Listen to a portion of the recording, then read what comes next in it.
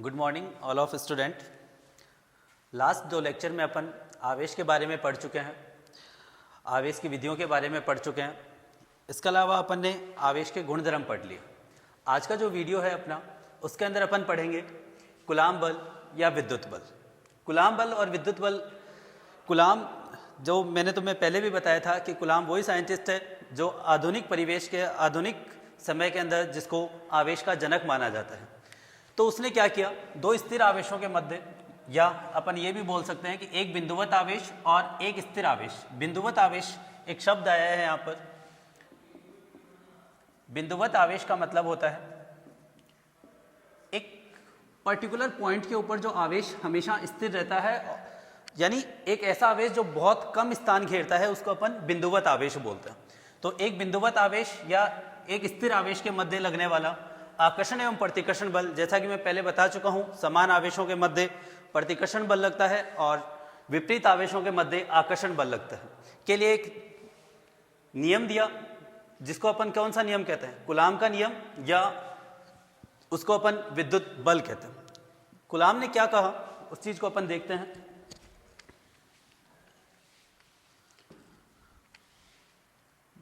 अपन क्या करते हैं, दो आवेश लेते हैं Q1 और Q2। दोनों आवेशों के बीच की दूरी ले लेते हैं अपन r। ये कूलाम नियम पढ़ने से पहले मैं तुम्हें एक चीज बता देता हूं। कक्षा 11 के अंदर अपन ने गुरुत्वाकर्षण नियम पढ़ा था। जैसा गुरुत्वाकर्षण नियम था ठीक उसी प्रकार कूलाम नियम है। गुरुत्वाकर्षण नियम दो द्रव्यमानों के बीच में लगता है। मान लिया दो द्रव्यमान m1 और m2 हैं, दोनों के बीच की दूरी r है।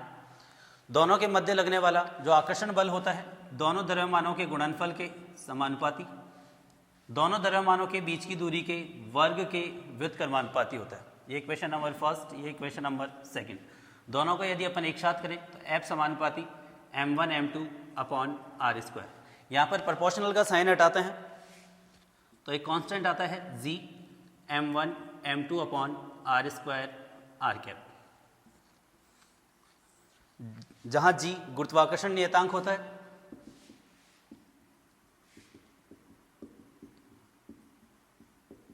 जिसकी वैल्यू 6.67 इंटू 10⁻⁻11। यदि इसकी डायमेंशन की बात की जाए, इसके यूनिट की बात की जाए, तो इसकी यूनिट हो जाएगी, अपने को पता है g इक्वल्स टू आ जाएगा f into r square m1 m2। f की जो यूनिट होती है, मात्रक होता है, वो होता है न्यूटन। दूरी का मात्रक मीटर, डबल बार metre square upon kg square. तो ये गुरुत्वाकर्षण नियम जो कक्षा 11 में अपन पढ़ चुके हैं, जो हमेशा दो द्रव्यमानों के बीच में लगता है, ठीक उसी प्रकार दो आवेशों के बीच में, स्थिर आवेशों के बीच में, देखो ध्यान रखना, जो कूलाम बल है वो हमेशा स्थिर आवेशों के बीच में लगता है।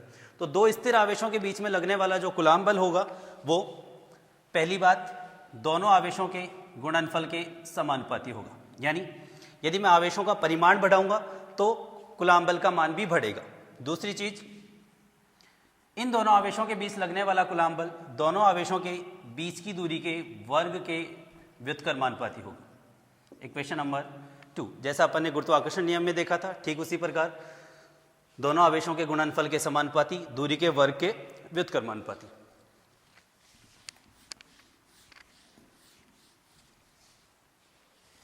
दोनों को एक साथ करें तो F समानुपाती आएगा अपने पास Q1 Q2 upon r square. Proportional का साइन हटाएंगे, प्रोपोर्शनल का साइन हटाएंगे तो यहाँ पर एक कांस्टेंट आएगा k Q1 Q2 upon r square. साथ में लगाते हैं यहाँ पर प्लस माइनस r कैप। यहाँ पर k क्या चीज है, k है कूलाम नियतांक। k होता है कूलाम नियतांक। इस k की जो वैल्यू होगी वो होती है 9 गुणा 10 की पावर 9।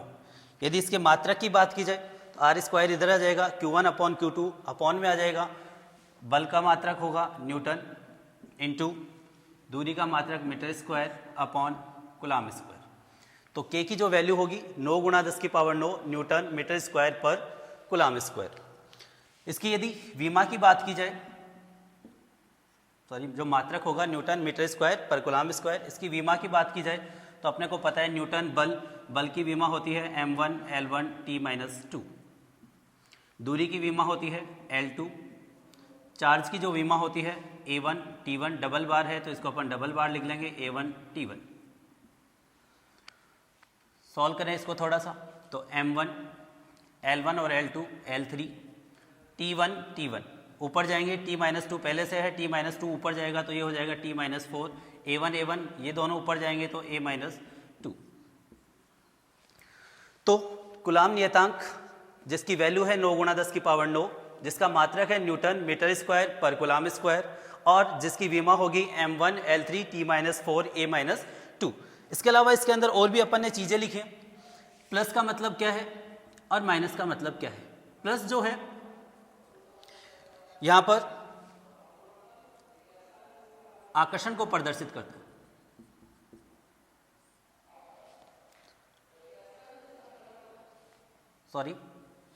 प्लस जो है वो प्रतिकर्षण को प्रदर्शित करता है, और माइनस जो है वो आकर्षण को प्रदर्शित करता है। इसको मैं तुम्हें इधर समझाऊं।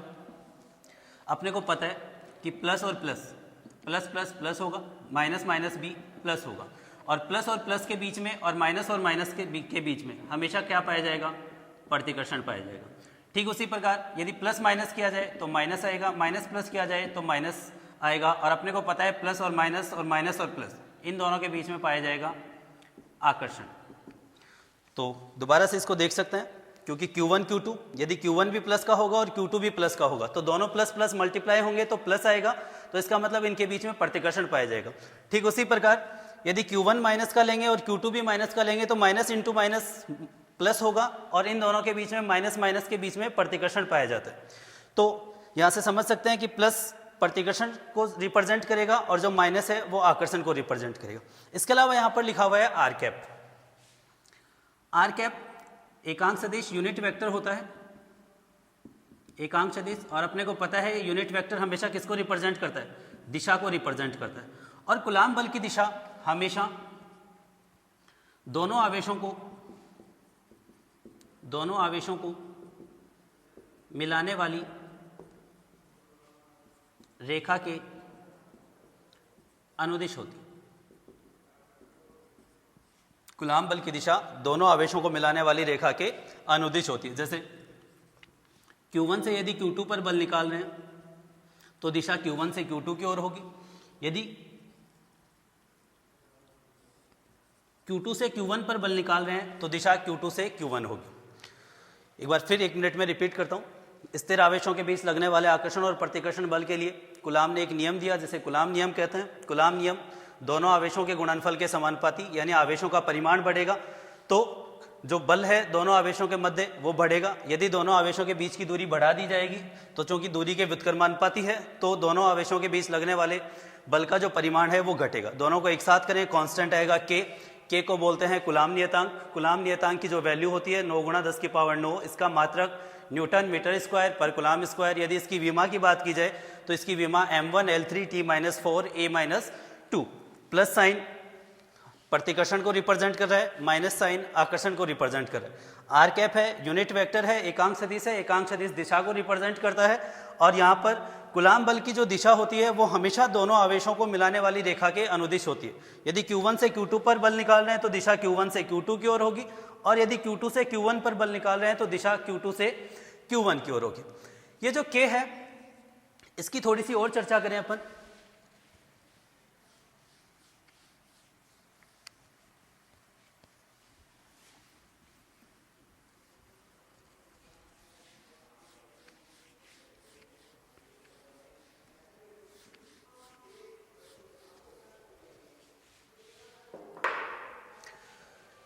इस K का जो मान होता है वो 9 × 10⁻⁹, जो अपन पहले लिख चुके हैं, न्यूटन मीटर स्क्वायर पर कूलाम स्क्वायर।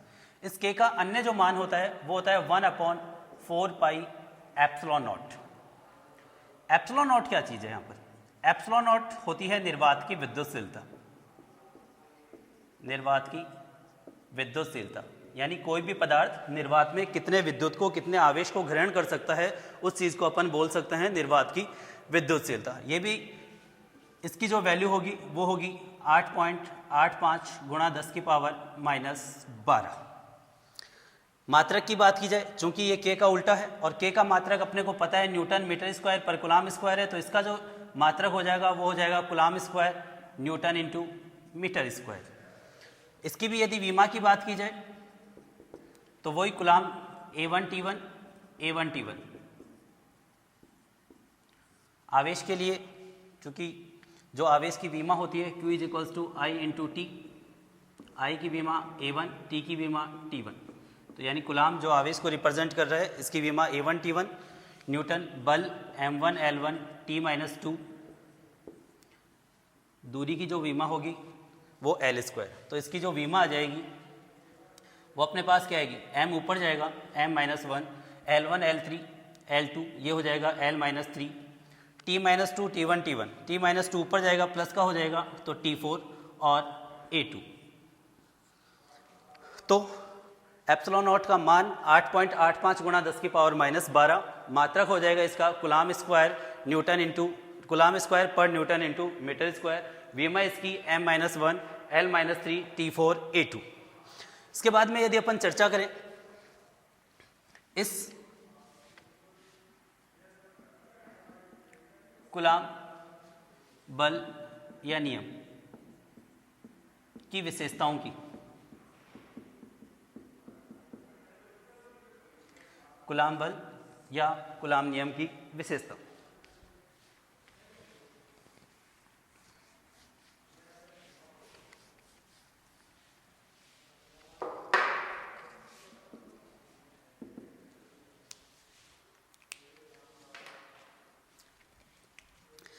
तो इसकी पहली विशेषता जो अपन ने परिभाषा में ही देखी थी कि कूलाम नियम दो स्थिर आवेशों के मध्य लगता है।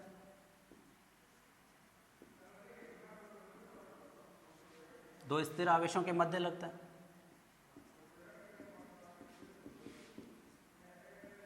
दूसरी चीज कूलाम नियम या जिसको अपन कूलाम बल या विद्युत बल जिसको अपन बोल रहे हैं, एक द्विवस्तु अंतःक्रिया है।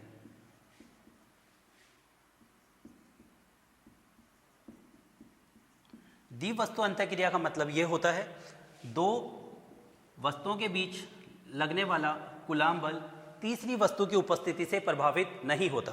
जैसे मान लो इन दो वस्तुओं के बीच लगने वाला जो कूलाम बल है वो अपने को पता है कि F समानुपाती Q1 Q2 upon R square, F is equals to आ जाएगा K Q1 Q2 upon R square. यदि इसके पास में यदि मैं तीसरा आवेश रख दूं तो Q1 और Q3 के बीच में भी कूलाम फोर्स लगेगा, Q2 और Q3 के बीच में भी कूलाम फोर्स लगेगा, लेकिन Q1 और Q2 के ऊपर लगने वाले कूलाम फोर्स का इस आवेश की उपस्थिति से कोई प्रभाव नहीं पड़ेगा। हालांकि Q1 Q3 के बीच में भी कूलाम फोर्स लगेगा, Q2 और Q3 के बीच में भी कूलाम फोर्स लगेगा, लेकिन Q1 और Q2 के बीच लगने वाला जो कूलाम फोर्स है वो इसकी उपस्थिति से प्रभावित नहीं होगा। आगे अपन चर्चा करें। तीसरा, कूलाम बल अध्यारोपण के सिद्धांत की पालना करता है। सिद्धांत की पालना करता है। अध्यारोपण का सिद्धांत मैं पहले भी बता चुका हूं। अध्यारोपण के सिद्धांत का मतलब होता है योग से। इसको अपन इस तरीके से समझ सकते हैं।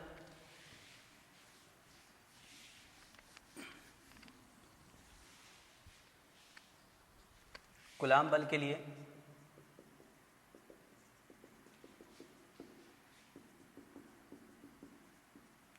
अध्यारोपण का सिद्धांत, जैसे मान लो अपने पास ये कोई निर्देशों फ्रेम है, निर्देश तंत्र है। इस निर्देश तंत्र में ये कोई अपना परीक्षण धनावेश है। परीक्षण धनावेश एक अल्प परीक्षण आवेश जो होता है वो एक अल्प धनावेश होता है। ये परीक्षण धनावेश है अपने पास, या अपन इसको ये बोल सकते हैं कि अल्प धनावेश है। इसके पास में यहाँ पर Q1, यहाँ पर Q2, यहाँ पर Q3, इस प्रकार से बहुत सारे फोर्स लगे हुए हैं। Q1 और ये लिख लेते हैं अपन Qn। Q1 और Q0 के बीच की दूरी R10 लिख लेते हैं। Q0 और Q2 के बीच की दूरी R20 लिख लेते हैं। Q0 और Q3 के बीच की दूरी R30 dash dash R N0। यदि मूल बिंदु से इनकी स्थिति सदिश देखे जाएं तो R0 ये हो जाएगा R1, ये हो जाएगा अपना R3, ये हो जाएगा अपना R2 और ये हो जाएगा अपना R1। तो अध्यारोपण का सिद्धांत क्या कहता है? अध्यारोपण का सिद्धांत अपने को यह कहता है कि इस परीक्षण आवेश Q0 पर इन सभी आवेशों के कारण जो लगने वाला कूलाम बल है वो सभी आवेशों के कारण Q0 पर लगने वाले कूलाम बल के बीजगणितीय योग के बराबर होता है। मैथमेटिकल रूप में इसको यह लिखा जा सकता है कि Q0 पर लगने वाला परिणामी बल सभी आवेशों के कारण Q0 पर लगने वाले बलों के बीजगणितीय योग के बराबर होता है।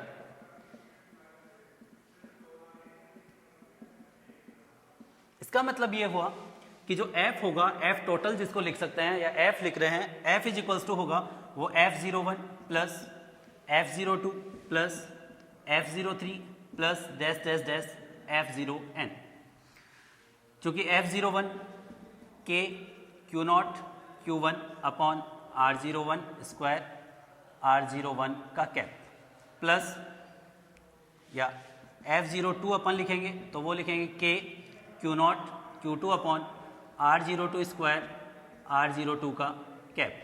ऐसे डैश डैश डैश F0n लिखें अपन, F0n हो जाएगा K Q0 Qn R0n का स्क्वायर R0n का कैप।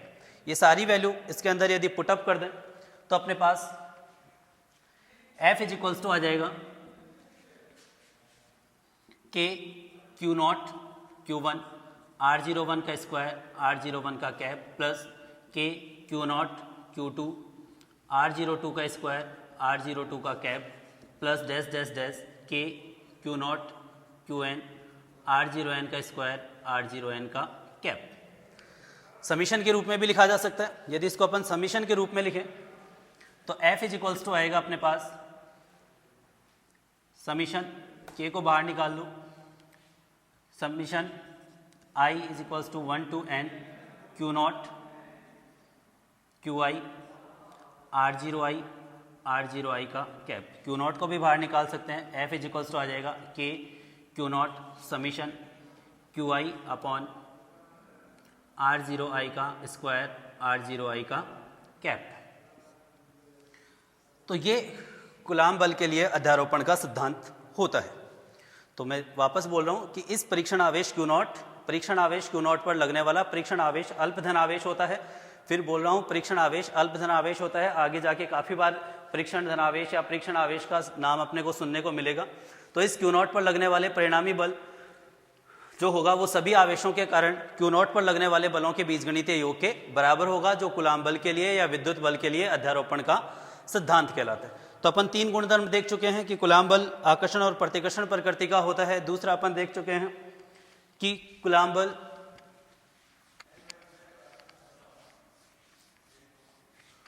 अध्यारोपण के सिद्धांत की पालना करता है। चौथा जो गुणधर्म है, कूलाम बल एक संरक्षी प्रकृति का है। कूलाम बल संरक्षी बल है। संरक्षी का मतलब होता है कोई भी भौतिक राशि यदि दूरी पर निर्भर करती है, या अपन ये बोल सकते हैं कंजर्वेटिव राशि वो राशि होती है जो दूरी के ऊपर डिपेंड करती है और जो पथ के ऊपर निर्भर नहीं करती, तो कूलाम बल एक संरक्षी बल है। इसके अलावा अगर अपन 5वें गुणधर्म की बात करें तो कूलाम बल जो गुणधर्म नहीं है, अपन ये बोल सकते हैं कि कूलाम बल एक सदिश राशि है। ये कूलाम बल के गुणधर्म है कूलाम बल। इसके आगे अगर अपन चलें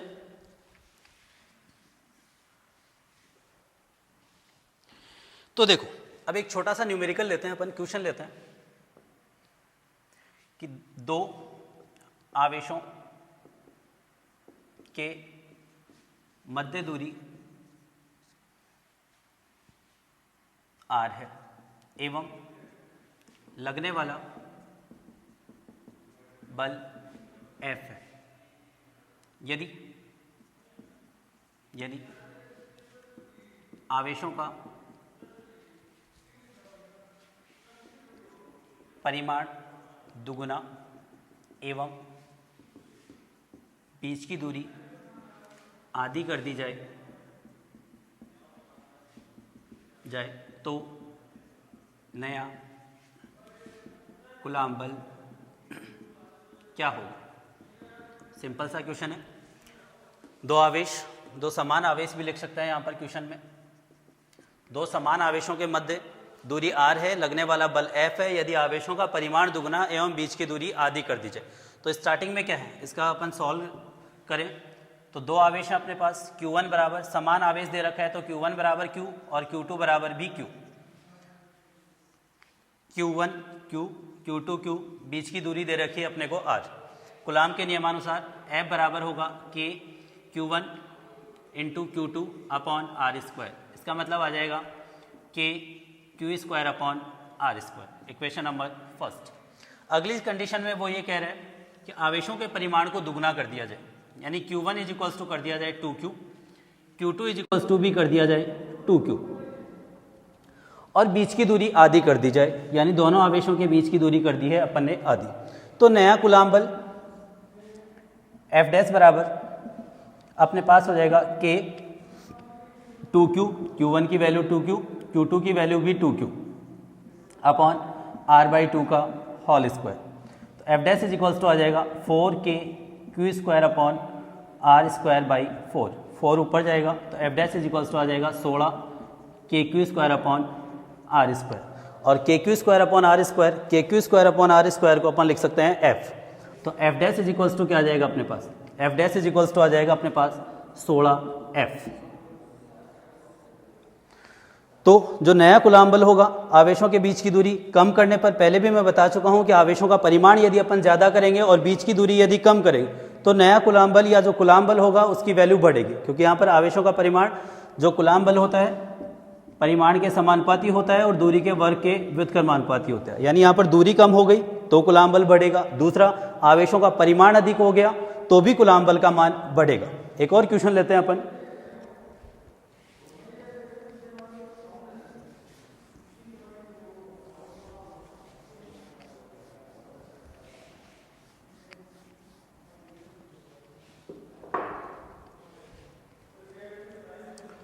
अगला क्वेश्चन है, दो परिमाण में समान एवं प्रकृति में विपरीत आवेश एक दूसरे से r दूरी पर स्थित है।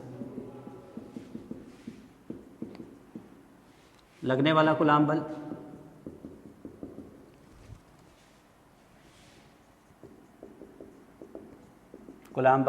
F है। यदि एक आवेश दूसरे आवेश को अपना 75% भाग दे देता है तो नया कूलाम बल क्या होगा। क्वेश्चन को समझ लीजिए दोबारा से। दो परिमाण में समान एवं प्रकृति में, यानी एक प्लस आवेश है दूसरा माइनस आवेश, एक दूसरे से r दूरी पर स्थित हैं, उनके बीच लगने वाला कूलाम बल F है। यदि एक आवेश दूसरे आवेश को अपना 75% भाग दे देता है तो नया कूलाम बल क्या होगा। तो यानी प्रारंभिक कंडीशन, इसको सॉल्व करते हैं अपने को। स्टार्टिंग में अपने को दे रखा है Q1 is equals to Q, Q2 is equals to दे रखा है -Q। दोनों का परिमाण समान दे रखा है तो Q ही रहेगा, लेकिन प्रकृति विपरीत है तो एक प्लस का होगा एक माइनस का होगा। तो +Q -Q, बीच की दूरी r। लगने वाला कूलाम बल हो जाएगा F is equals to K Q1 Q2 upon R square. It means F is equals to K Q -Q upon R square. तो F इज इक्वल्स टू आ जाएगा माइनस का K square upon R square. Equation number first. आगे question कहता है यदि एक आवेश दूसरे आवेश को अपना 75% भाग दे देता है। तो देखो माना Q2 आवेश Q1 आवेश को 75% भाग देता है, तो क्या होगा? देखो Q1 is equals to, Q1 के पास पहले से कितना है Q, और इसको Q2 का कितना मिल जाता है 75%, और Q2 है अपने पास माइनस Q, इसका 75%, यानी माइनस Q का 75% भाग। तो Q1 इज इक्वल्स टू आ जाएगा अपने पास Q माइनस 75/100 Q। तो Q1 इज इक्वल्स टू आ जाएगा अपने पास Q माइनस 3/4 Q। एलसीएम लेके इसको सॉल्व करेंगे तो अपने पास ये आ जाएगा Q/4, 4Q minus 3Q, Q बचेगा Q/4। जब Q2 अपना 75% भाग Q1 को दे देता है तो Q2 के पास 25% भाग बचेगा।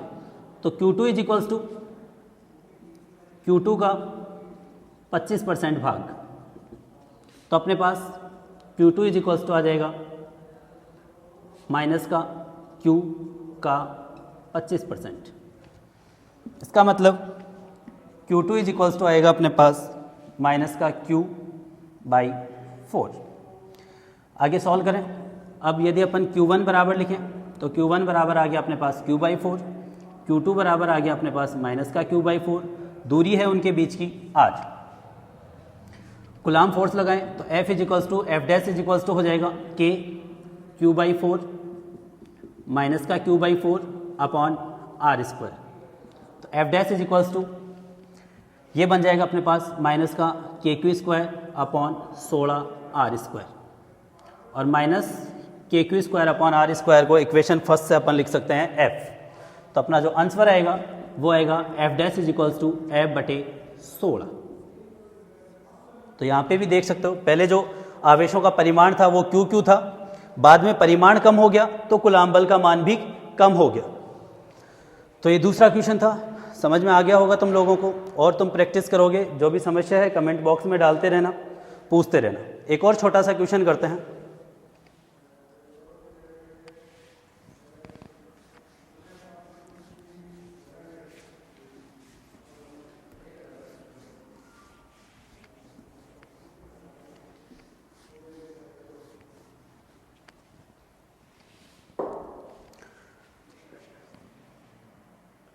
क्वेश्चन है अपना, अब दो परिमाण में समान गोले, दो परिमाण में समान आवेशित गोले एक दूसरे से r दूरी पर स्थित हैं।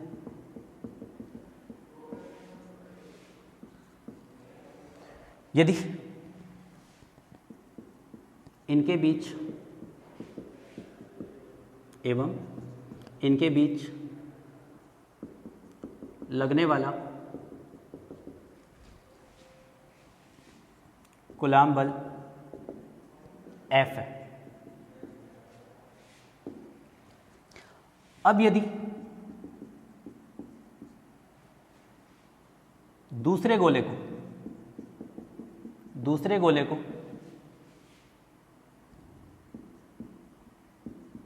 किसी कुचालक गोले से स्पर्श करवाया जाता है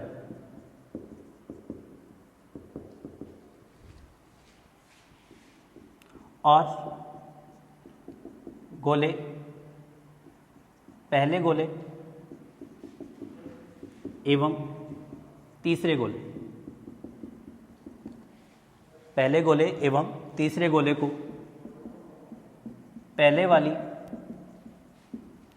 दूरी पर है तो उनके मध्य कूलाम बल क्या होगा। क्वेश्चन थोड़ा बड़ा हो गया है पर क्वेश्चन को समझना अच्छी तरीके से। अपने पास दो गोले हैं, इसको अपन ए गोला नाम दे देते हैं, इसको अपन बी गोला नाम दे देते हैं। परिमाण में समान है, यानी Q1 बराबर इस पर भी Q है और Q2 बराबर इस पर भी Q है। दोनों के बीच की दूरी है r, दोनों के मध्य लगने वाला जो कूलाम बल है वो है F, यानी F इज इक्वल्स टू आ जाएगा अपने पास K Q1 Q2 upon R square, F is equals to आ जाएगा K Q square upon R square, equation number first. Next स्थिति में अपन क्या करते हैं, नेक्स्ट स्थिति में अपन करते हैं कि जो गोला B है, इस गोले B को गोले C से तीसरा गोला लेते हैं, उससे संपर्क करवाते हैं, संपर्क करवा के और फिर उन्हें अलग अलग किया जाता है। इसके ऊपर है अपने पास Q आवेश, क्योंकि Q2 बराबर Q था, और इसके पास Q3 बराबर है 0। जैसे इनको संपर्क करवा के अलग अलग किया जाता है, B और C को अपन अलग अलग करते हैं। B और C को अलग अलग करते हैं तो मैंने तुम्हें बताया था कि जब भी एक आवेशित वस्तु से अनावेशित वस्तु को स्पर्श करवाया जाता है तो स्पर्श करवाने के बाद उन्हें अलग करने पर दोनों वस्तुओं पर आवेश आधा आधा, यानी Q is equals to Q1 plus Q2/2 हो जाता है। तो उस हिसाब से अगर अपन देखें तो इस वाले गोले के ऊपर Q प्लस 0/2, इस वाले गोले के ऊपर भी Q प्लस 0/2, यानी Q2 इज इक्वल्स टू आ जाएगा अपने पास Q प्लस 0/2 और Q3 इज इक्वल्स टू आ जाएगा Q प्लस 0/2। तो Q2 is equals to Q/2, Q3 is equals to Q/2।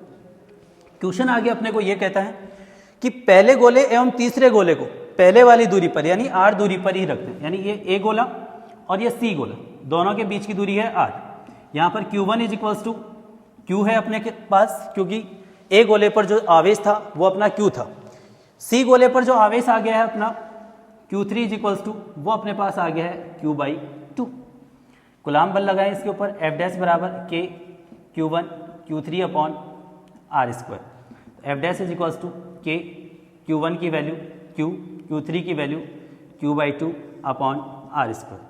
तो F dash is equals to आ जाएगा अपने पास K Q R square upon K Q square upon 2R square और K Q square upon R square को equation number first के हिसाब से अपन लिख सकते हैं F। तो F डैश बराबर F/2, यानी जो नया कूलाम बल होगा वो पहले कूलाम बल का आधा हो जाएगा। ये तीसरा क्वेश्चन था। क्वेश्चनों को अच्छी तरीके से समझते रहना, कोई क्वेश्चन या कोई भी डाउट हो उसको कमेंट्स बॉक्स में डालते रहना और उसका सॉल्यूशन तुम्हें मिल जाएगा। इन सभी वीडियोस की PDF फाइल भी तुम्हें जल्दी ही अपलोड कर दी जाएगी।